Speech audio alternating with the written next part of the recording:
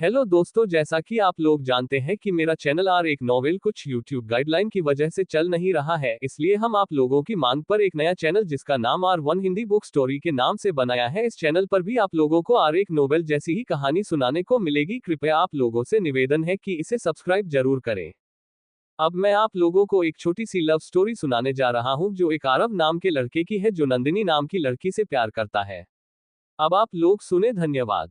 आरव एक फोटोग्राफर था, लेकिन केवल एक पेशेवर नहीं, बल्कि वह हर तस्वीर में कहानी ढूंढने वाला कलाकार था। उसे नई जगहों और लोगों के अनुभव कैमरे में कैद करना बेहद पसंद था। हालांकि बीते कुछ महीनों से उसकी जिंदगी में एक खालीपन आ गया था।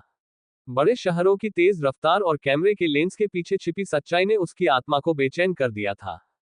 एक दिन उसने अपने दोस्त के सुझाव पर हिमाचल प्रदेश के एक छोटे से गांव चंद्रलोक का रुख किया।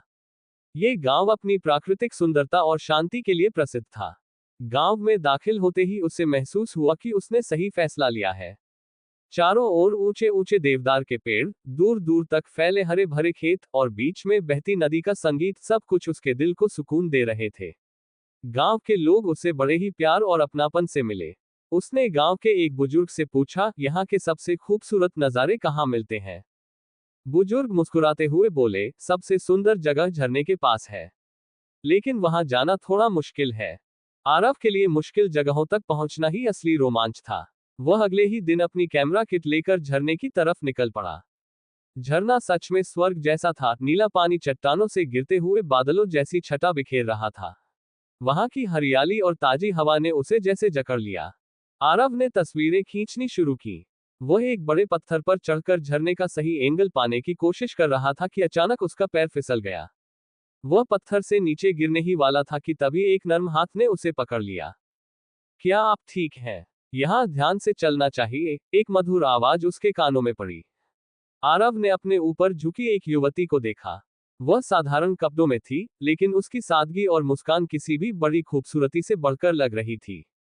शुक्रिया, मैं शायद गिर ही जाता, आरव ने थोड़ा झेपते हुए कहा। आप बाहर से आए लगते हैं। झरने के पास फिसलन बहुत होती है। अगली बार संभल कर रहिएगा, लड़की ने जवाब दिया। आरव कुछ देर तक उसे देखता रहा। वह पूछना चाहता था कि वह कौन है, लेकिन उसके पास शब्द नहीं थे। मैं नंदिनी हूँ, उसने मुस्कुराते हुए कहा, गांव के स्कूल में पढ़ाती हूँ।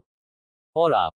मैं आरव हूँ, एक फोटोग्राफर, और अब शायद आपका शुक्रगुजार, उसने हल्की हंसी के साथ कहा। यह मुलाकात उनके लिए एक नई शुरुआत थी, भले ही उन्हें इसका अंदाजा न था। आरव ने गांव में रहने का फैसला किया। उसने पास ही एक छोटी सी झोपड़ी किराए पर ली। वो हर दिन अपनी फोटोग्राफी के लिए नई जगहों की खोज करता। लेकिन झरने के पास हुई मुलाकात उसके मन में गूंजती रही। गांव में रहते हुए उसने नंदिनी को कई बार देखा। वह गांव के छोटे से स्कूल में बच्चों को पढ़ाती थी। बच्चों के साथ खेलती, उनकी शरारतों पर हंसती और उनकी समस्याओं को सुलझाती नंदिनी आरव को किसी सपने जैसी लगती। एक दिन आरव ने अपने कैमरे के साथ स्कूल का दौरा किया। उसने नंदिनी को पढ़ाते हुए देखा। बच्चों का उसकी तरफ लगाव और उसका स्नेहपूर्ण व्यवहार देखकर आरव का दिल उससे और जुड़ने लगा। कुछ दिनों बाद उसने हिम्मत जुटाकर नंदिनी से बात की। क्या मैं बच्चों को फोटोग्राफी सिखा सकता हूँ? मेरे पास कुछ कैमरे हैं और यह उनके लिए नया अनुभव होगा। नंदिनी को यह विचार पसंद आया। बच्चों को नई चीजें सिखाने का मौका वह कभी नहीं छोड़ती थी।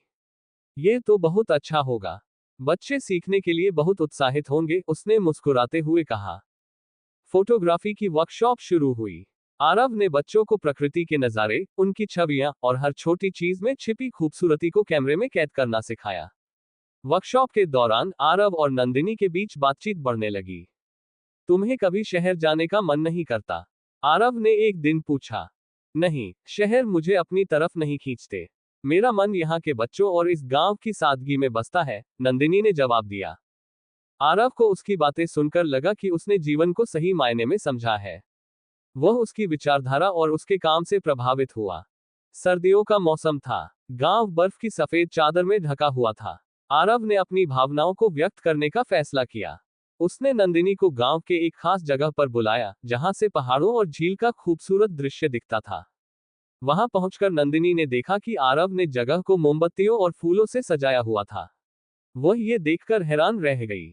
ये सब क्यों किया? उसने पूछा। आरव ने नंदिनी की ओर देखा और गंभीर स्वर में कहा, मैं यहाँ सिर्फ तस्वीरें खींचने आया था, लेकिन मुझे जिंदगी की सबसे खूबसूरत तस्वीर तुम्हारे रूप में मिल गई।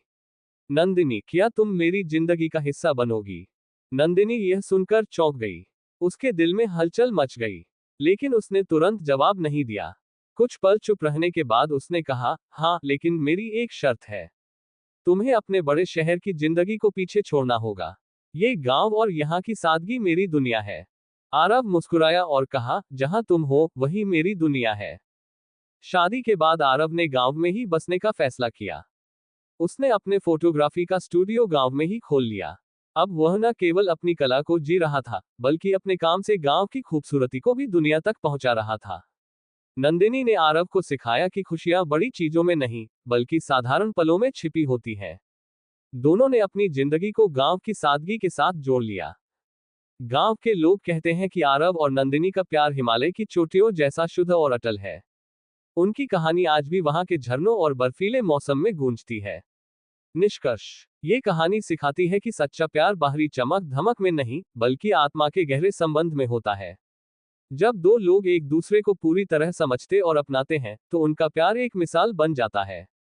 दोस्तों, मेरे इस चैनल पर आपको पॉकेट नवल जैसी कहानियां सुनने को मिलेगी। कृपया मेरे चैनल को सब्सक्राइब जरूर करें। धन्यवाद।